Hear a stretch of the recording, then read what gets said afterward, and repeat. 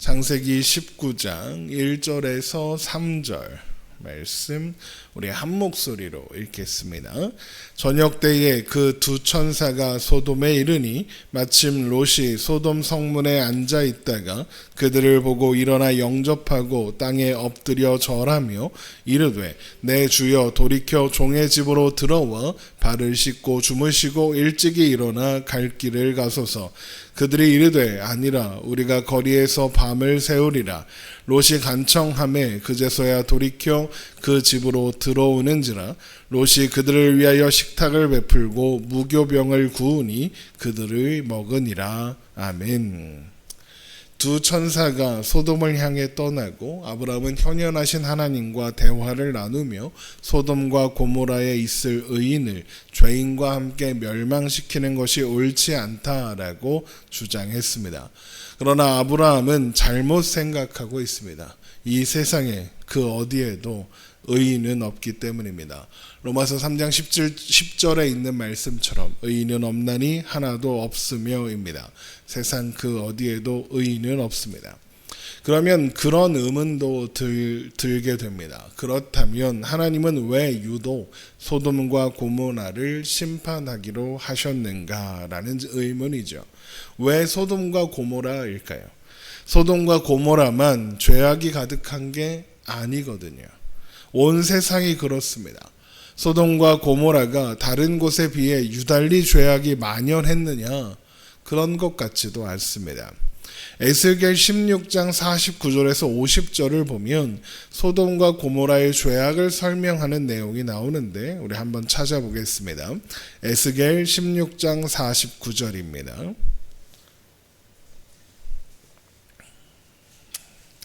에스겔서 16장 49절. 에스겔 16장 49절. 내 아우 소돔의 죄악은 이러하니 그와 그의 딸들에게 교만함과 음식물의 풍족함과 태평함이 있으며 또 그가 가난하고 궁핍한 자를 도와주지 아니하며 거만하여 가증한 일을 내 앞에서 행하였습니다. 그러므로 내가 보고 곧 그들을 없이 하였느니라. 이렇게 되어 있죠. 소돔과 고모라의 죄가 풍족하고 태평하니까 교만했답니다. 그래서 가난하고 궁핍한 사람들을 도와주지 않고 거만하게 굴며 가증한 일을 행했답니다. 그러니 심판받을 만 한 것 같습니다. 그런데 왜 소돔과 고모라만 그런 걸까요? 소돔과 고모라만 그런 게 아닙니다. 아마 사람이 모여 사는 모든 풍족한 도시들이 이랬을 겁니다. 소돔과 고모라만 유달리 그랬을 리 없습니다.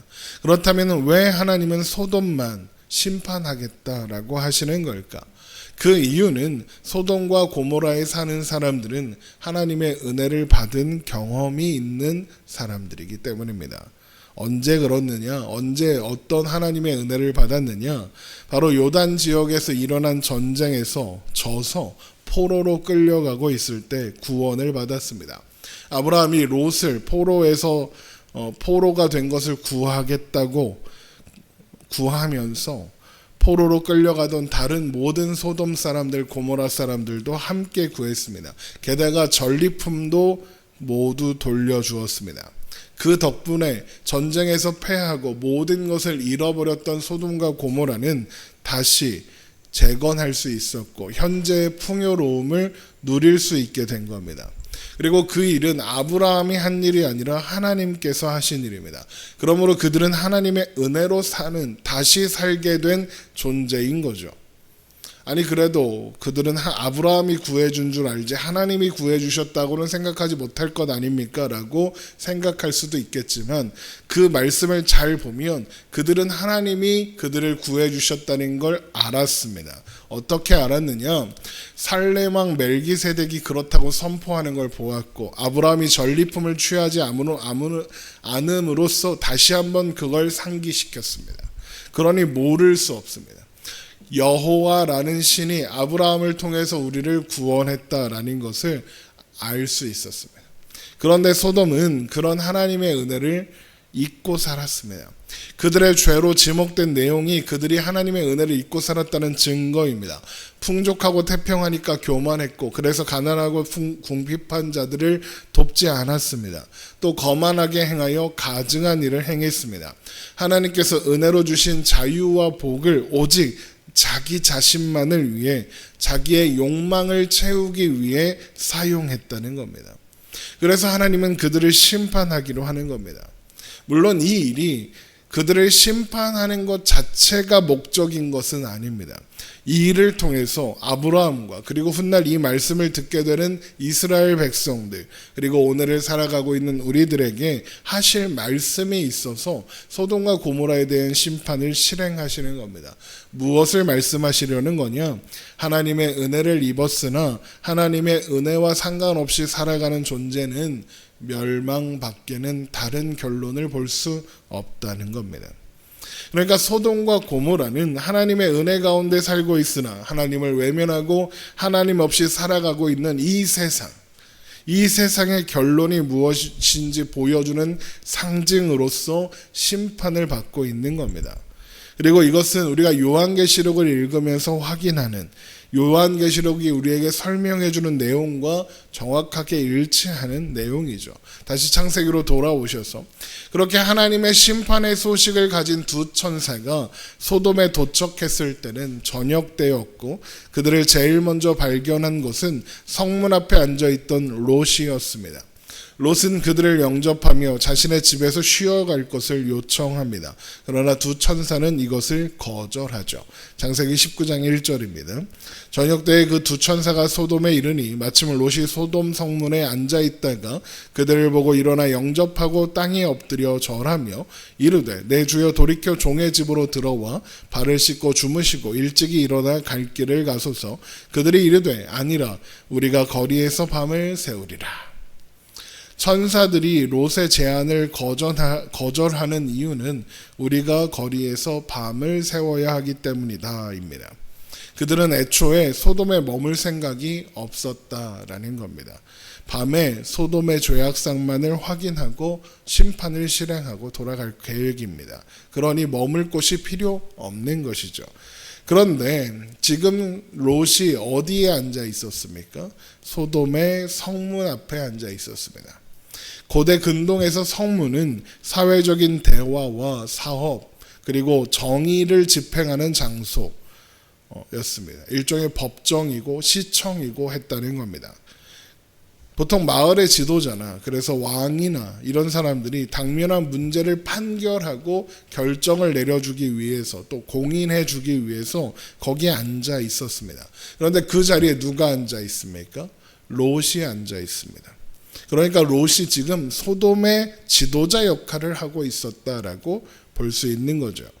그런데요, 롯은 외부인입니다. 그런 롯이 어떻게 소돔의 지도자 반열에 들 수 있었을까요? 그 이유는 아브라함이 그를 구하며 소돔을 구했기 때문입니다. 그 시점에 아브라함의 조카 롯은 소돔의 왕도 함부로 할 수 없는 중요한 인물로 부상하게 되는 겁니다.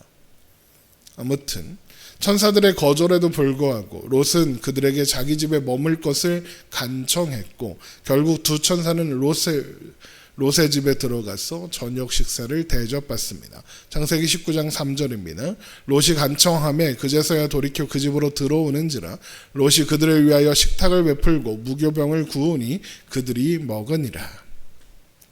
그런데 여기 간청하매라고 번역된 히브리어 파차르라는 단어는 억지로 완고하게 끌어당긴다, 잡아끈다, 밀친다, 이런 의미입니다. 그러니까 롯은 두 천사를 어떻게 해서든지 자신의 집으로 데리고 가려고 억지로 끌고 가려는 겁니다. 그렇게 해서라도 대접을 하고 싶고, 그렇게 해서 강요를 해서라도 자기 집으로 데려가 대접을 해야겠다라고 하는 겁니다. 그런데 그렇다고 하기에는 식탁에 차린 것이 무교병입니다. 이걸 한국식으로 비유하자면 밥 한 그릇에 김치 하나 내놓은 겁니다. 창세기 18장에서 아브라함이 현현하신 하나님과 두 천사를 대접한 것과 비교하면 많이 초라한 겁니다. 아니 안 가겠다는 사람들을 억지로 끌고 갔으면 뭔가 극진히 대접하겠다 이런 의도 아닙니까? 마치 이거 지금 롯이 하는 행동을 보면 마치 내가 오늘 거하게 쏠게 그래 놓고 짜장면 하나 시켜주는 겁니다. 아니 짜장면도 아니고 깍두기 단무지 이런 거 시켜주고 먹어 내가 쏜다 이러는 거랑 똑같은 겁니다. 그럴 거면 뭐하러 그렇게까지 강권하여 억지로 자기 집으로 데리고 갑니까? 많은 사람들이 롯이 구원을 받았다는 이유로 이 롯의 행동을 좋게 보려고 합니다. 소돔 사람들이 그들에게 위해를 가할 것을 염려하여 보호하기 위해서 자기 집으로 억지로 데리고 간 거다. 이런 식으로 말이죠. 정말 롯은 그래서 그들을 억지로 집으로 데려갔고 그래서 롯과 그의 집이 구원을 받았을까요? 아닙니다. 롯이 구원을 받은 이유는 이제 차차 살펴보겠지만 롯이 구원을 받았던 이유는 하나님께서 아브라함을 생각하셨기 때문이지 롯이 뭔가 구원받을 만한 행동을 했기 때문이 아닙니다. 창세기 19장 29절을 보면 하나님이 그 지역의 성을 멸하실 때 곧 롯이 거주하는 성을 엎으실 때에 하나님이 아브라함을 생각하사 롯을 그 엎으시는 중에서 내보내셨더라 이렇게 되어 있습니다. 롯이 뭘 잘해서 구원받지 않았습니다. 두 천사를 집으로 초청해서 보호했기 때문에 구원받은 게 아니라는 겁니다. 제가 보기에 롯의 행동은 하나하나 소돔 사람들과 크게 다르지 않습니다. 왜 그런지 알려면 롯이 왜 그렇게까지 그들을 자기 집으로 데리고 가고 싶었을까를 생각해 보면 됩니다.